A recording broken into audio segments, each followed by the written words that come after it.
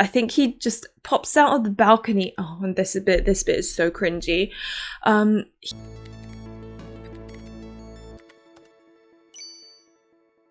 Hello everyone, it's Luli and welcome to my very first book review. I have been kind of burnt out with otome games, so while I take a break, I have been going crazy with the reading, you know, like the easy book talk type, young adult type of stuff where it's like, it's so addictive you just get through it really quickly.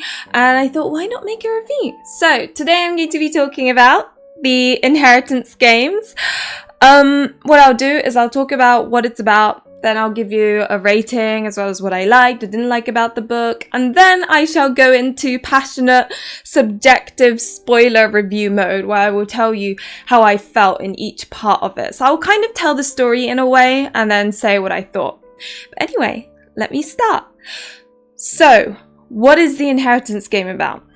The Inheritance game is about this main character who essentially inherits this ridiculous amount of money, like literally all the estates, like everything.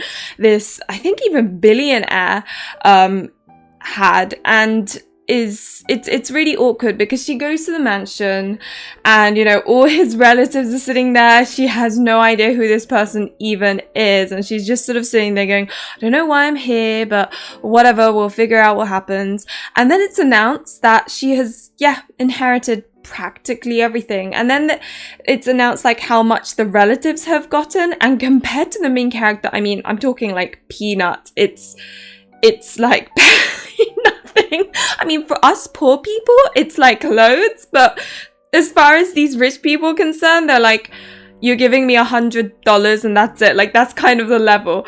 And so they all hate her. Now, the problem is the condition for her to receive this inheritance is that she has to live in this mansion with all of these people that don't like her for at least 1 year. Like, she has to live in the mansion, and if she doesn't do that, then she doesn't get the inheritance, and she really needs it because she, like, I mean, she's practically homeless. She was living with her half sister, but yeah, school has been difficult and blah blah blah. I'll go into more detail later on in the video. Now, I'd say I kind of enjoyed it. There were several things that annoyed the hell out of me. But all in all, I would probably give it like a 3 out of 5. I would say the pacing was relatively sort of medium. I wasn't like obsessed with it. I guess because it's the Inheritance games, you do have like a couple of interesting like riddles and puzzles which some may enjoy, although I personally, I don't know, I feel like it could have been executed better. So yeah, I'd say the pacing was about a 2 or 3 out of 5. Likability of the characters, in this one I'm afraid I'm going to have to give it like a 2 out of 5. The main character, oh dear god, she is, if you don't mind the super cringy teenager type main character, then you're fine. But if you're like me, I mean, don't get me wrong, I got used to it after a while, so it was okay. But she was one of those like edgy, oh, I'm different kind of main characters.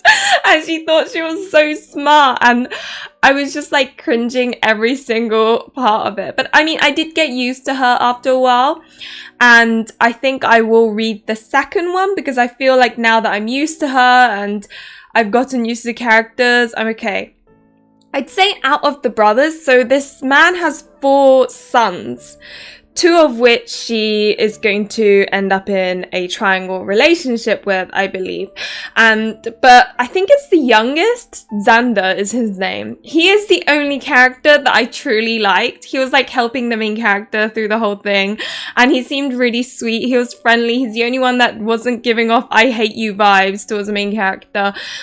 And I suppose I didn't mind the eldest because was it the the eldest, because he seemed pretty chilled. He didn't care about the inheritance.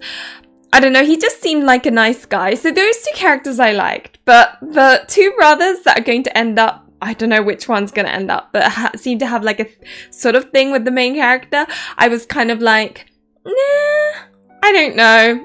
Again, I will tell you more in the spoiler section of this video, but yes, that's how I felt.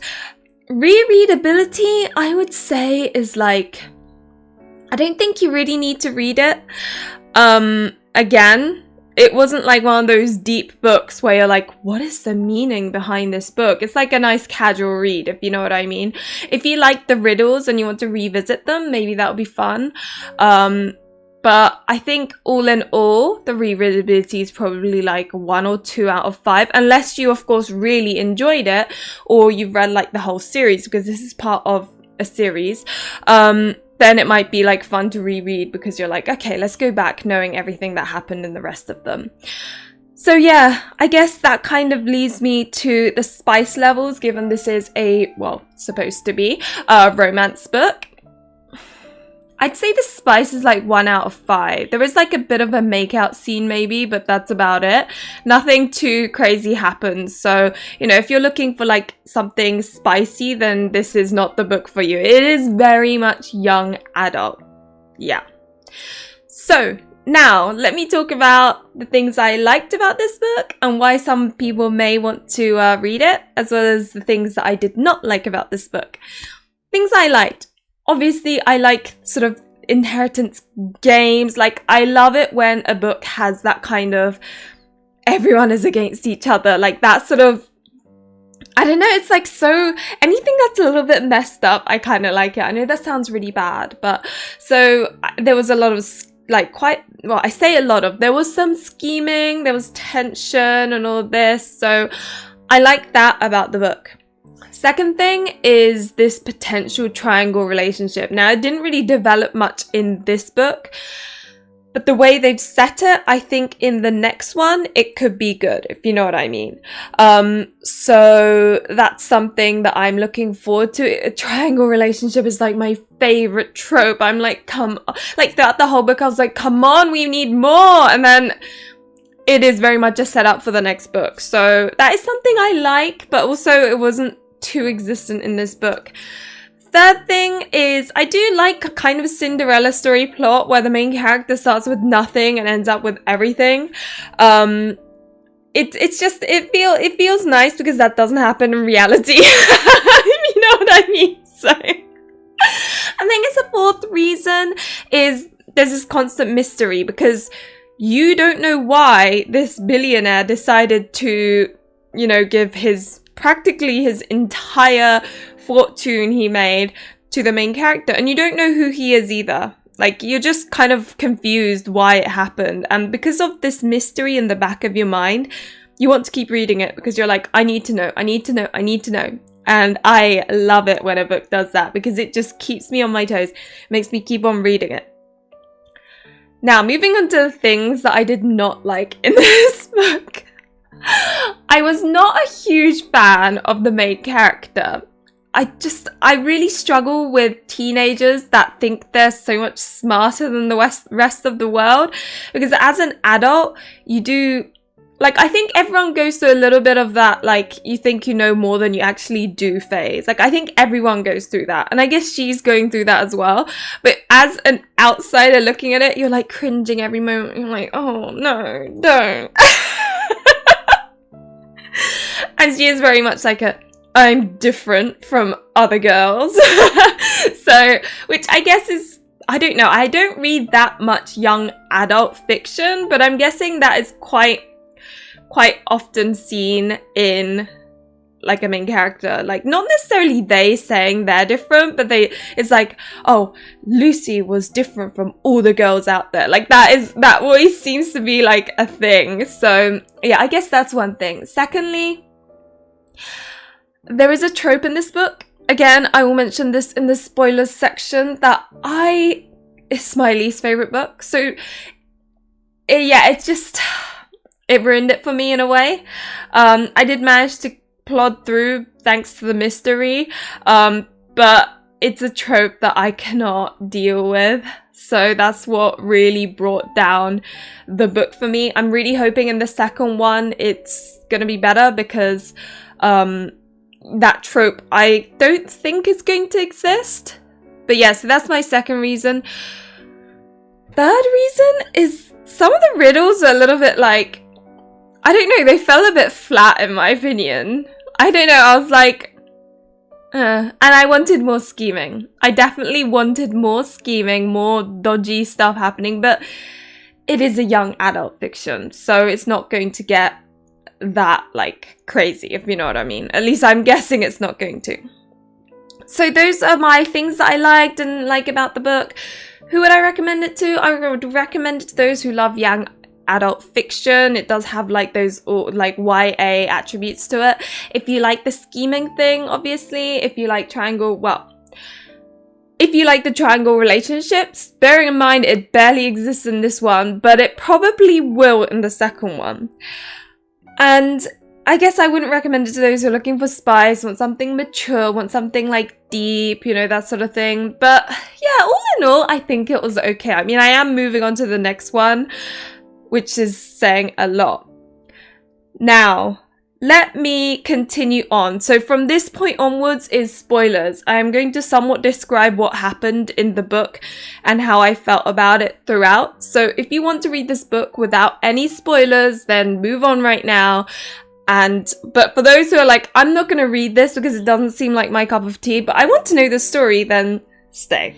So this book starts with Avery, the main character. She's very much like your typical teenager, ironically, because she's supposed to be different. But she's your very typical, like, jeans, t-shirt, that kind of teenager. She is, you know, I think it starts off with her, like, being brought to the office of the, basically the head of school office, and he's like, you got 100% in your test. I mean, no one can get 100% in this test. And she's like, oh my gosh, I just revised for once, okay.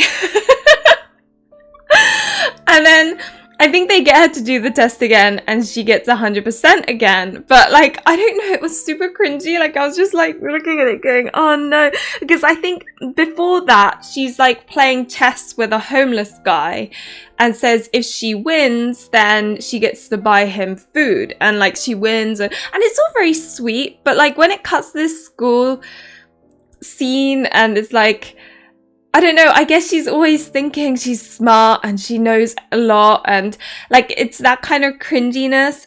Anyway, you discover that she's really struggling in that I don't think her attendance is too great. She has no mother, she's living with her half-sister, and you know, she's kind of almost like homeless because she doesn't want to live with her half-sister because she's got a boyfriend who is like beating her up, essentially. He's a massive dickhead and does not deserve a half sister at all, and it makes you angry. You're like, no. And it's very classical DV, like the half sister's like, oh, I'm gonna leave him, and then she's like, oh, but I can't because he did say sorry and I love him, and you're like, you know. And but anyway, all that happens. The main character, Avery, is homeless. She's like living in her car. It's all very like, it's kind of depressing, to be honest. One day, this man, I mean, don't get me wrong, it's been several months since I read this book, so bear in mind that some details may be a little bit skewed. Like, I can't remember if it was a man with wearing a black suit and sunglasses with a briefcase appears, or if I made that up. But a person comes along that I remember to be someone with a black suit and sunglasses and a briefcase, like is the stereotypical mystery guy. And he's like, okay, you've inherited a bunch of stuff, essentially.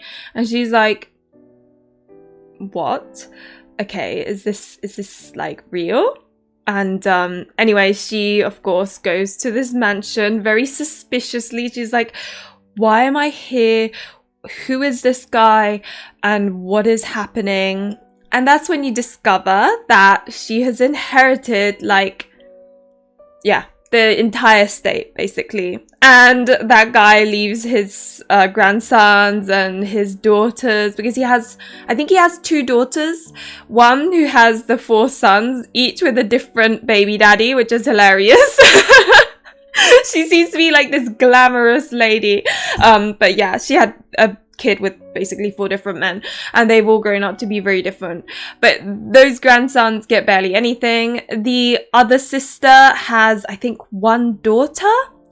and she doesn't get much either. I think her husband is like really annoyed about it because obviously you want lots of, I guess they wanted lots of money.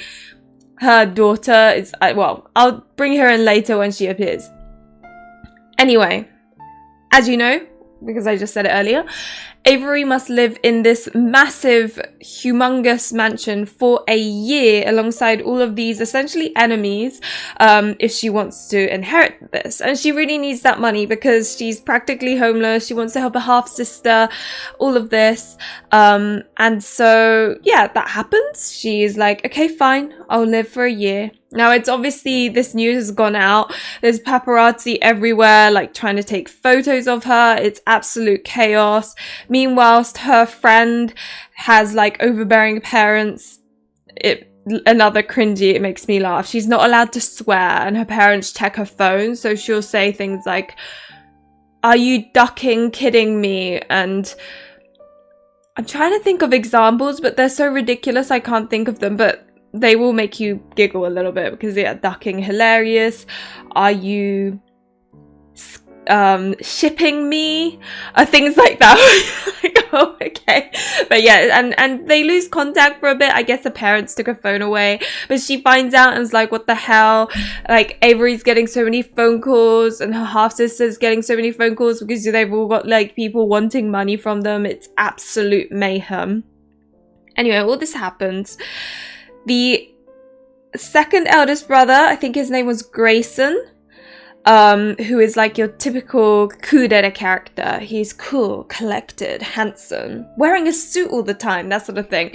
And he's very like, I'll find out what happened. You must have fooled my grandfather or something like that. And he's very like suspicious about it.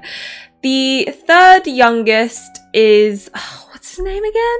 Let me get the sequel. I'm really awful with names. I cannot remember. Was it Grayson? And it wasn't Grayson.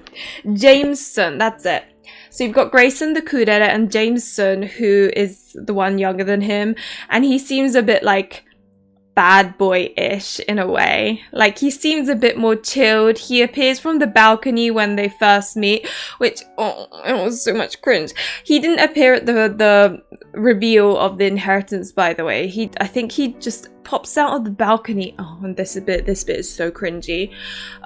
He appears and then he has to have a riddle. He has to say these riddles. Like, he can't talk like a normal person. He has to say these riddles. And it's something like, if always is never and closed is, oh no, if always is, oh that's it, if always is never and right is left, how many sides does a triangle have? Right, he just appears and says this. And then the main character is like, what the hell, who are you, why are you here? They have a little bit of a dialogue and he's about to leave and this, oh guys, I can't, I felt like, so cringed out with this. But she's like, oh, and by the way, the answer is 2.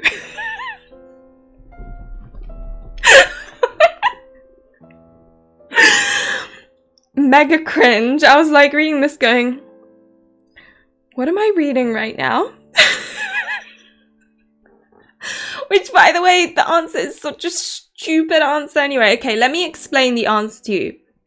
It basically is, always is a 6-lettered word and never is a 5-lettered word, right? So it's one less letter. And right is a 5-letter word and left is a 4-letter word, right? Therefore, a triangle has 3 sides minus 1 equals 2.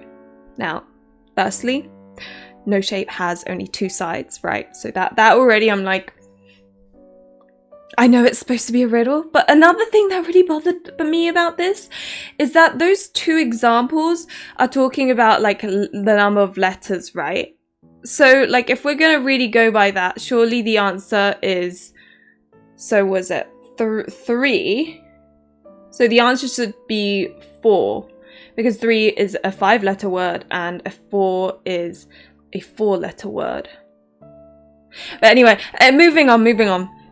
Jason, very like nice and like kind of seems nice, bit adventurous, you know, very different from Grayson. I guess the triangle relationship build up is trying to show that you've got the cool collected one and the very different like all over the place one with his tie that's a bit weird, and yeah. And then the youngest is Xander, and he's very like childlike, happy, and always talking to the main character. He's really cute. He's the only one that you kind of feel an affection for almost. You're like, oh, he's adorable. And he basically helps her out with every part of the puzzle, including his brothers. You're seeing they're going, the two brothers did not help at all. You got the youngest like helping the main character, because what happens is the grandfather each gives the sons a piece of paper with like a riddle on it, apart from Avery's, who gets a I'm sorry. That's her note. But all the others, I can't remember what note he gets, but it's like a riddle that starts off these series of riddles that they need to answer to get to the end of.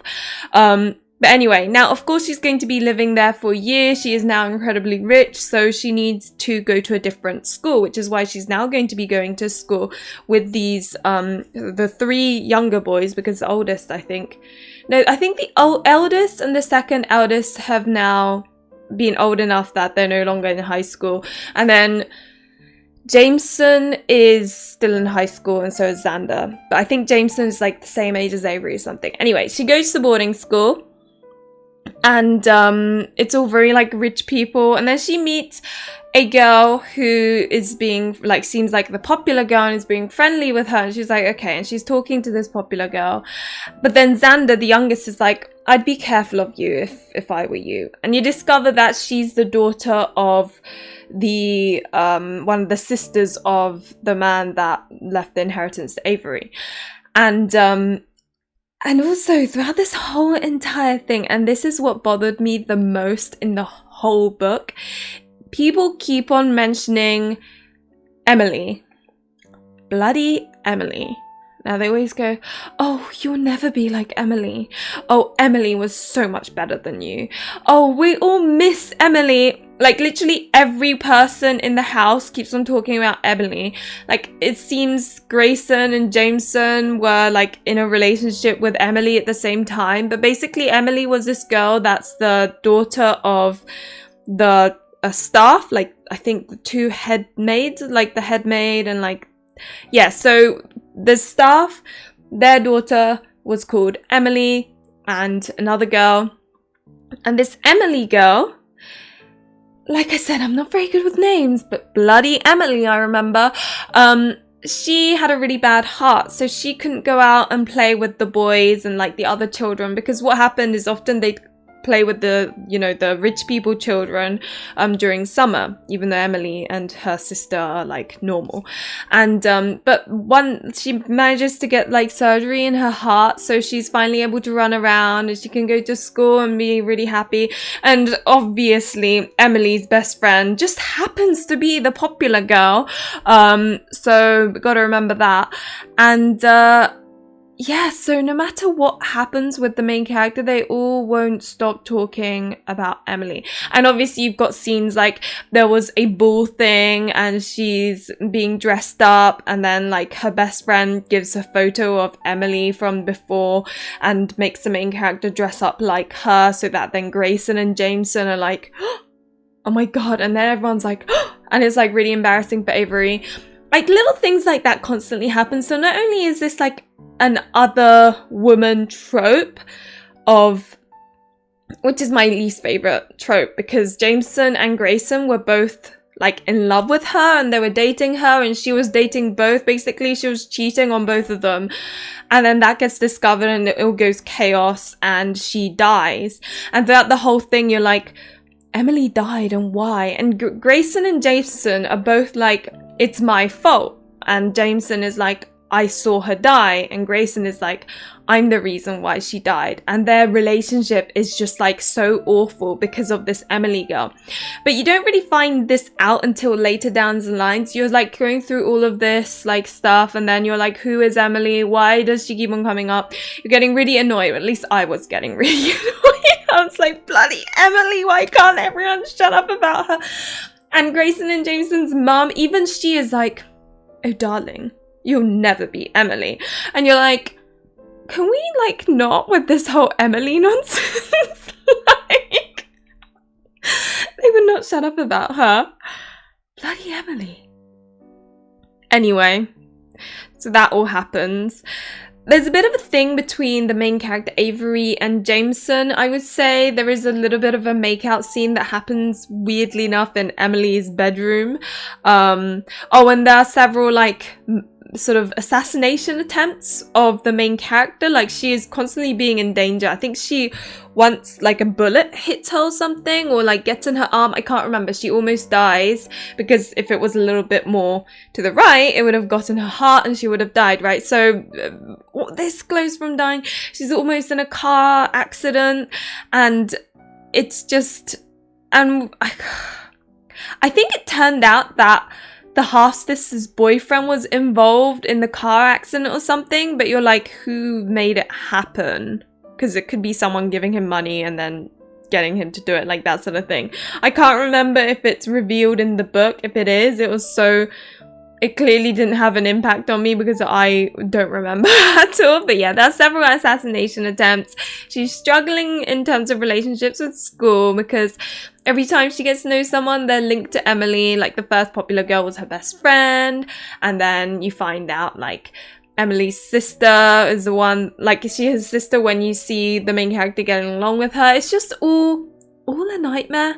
Not to mention, what is it with Jameson? Like, he can't have a normal conversation. It's always in puzzles and riddles, and it's quite exhausting, I'm not gonna lie, because you're like, you know when you have a conversation with someone and they won't stop joking, so you can't have a conversation with someone?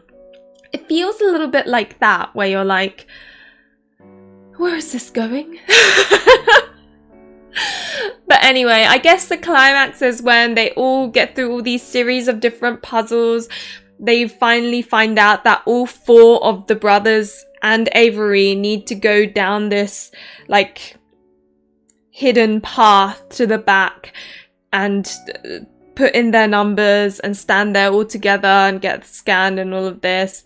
And then it opens up, and this is how little of an impact it has. I can't even remember what it revealed. I think it was just... I can't remember. It was a message from the grandfather to the 4 sons, basically. And then you discover, and it ends in a cliffhanger, that Xander has been given the task from this grandfather of his to make sure that everyone keeps playing the game. And I'm like, what game is this? And it ends there. And finally, Grayson and Jameson are over Emily. And you're like, okay, finally, there's going to be some action. And then it ends. So, could you tell that I was getting really angry with the inheritance games and everything about it? Because, oh God. Also, may I add another thing? I did find it cute that the half-sister, I think, finally breaks up with her boyfriend, and then there's a little bit of a thing with her and Nash, which is like the oldest grandson. So it goes Nash, Grayson, Jameson, and then Xander. But Nash is the one that the half-sister kind of almost, there seems to be a bit of a thing going on. I feel like they're gonna end up together. I don't know, it's a bit awkward because Avery's lawyer that is in charge of the inheritance had a thing with Nash. I think they were like they were engaged or something. So there was all this like weird awkwardness where like so-and-so was with so-and-so, so-and-so was involved with the other so-and-so, and so they hate each other. It's like all of these relationships is very awkward, and but I do love that. So I'm wondering if the second one is going to be more juicy. It did almost feel like, because in the first one it did really feel like there was a triangle relationship, and my friend said this to me and I thought it was bloody hilarious, but she said there was a triangle relationship, just the main character wasn't part of it. So I kind of see that. It did feel like that. So not only did it not have my favorite trope, which by the way, I started reading this book because I thought there was going to be a triangle relationship, but it also had the other woman trope throughout the whole thing. I don't know how I managed to get through it without like not leaving. I think the mystery and the riddles and all that kept me going. So it clearly is an alright book. I did give it a 3 out of 5, but yeah, there were several things that drove me absolutely nuts. And let's not, oh, the cringe when she's like, it's by the way, too, like,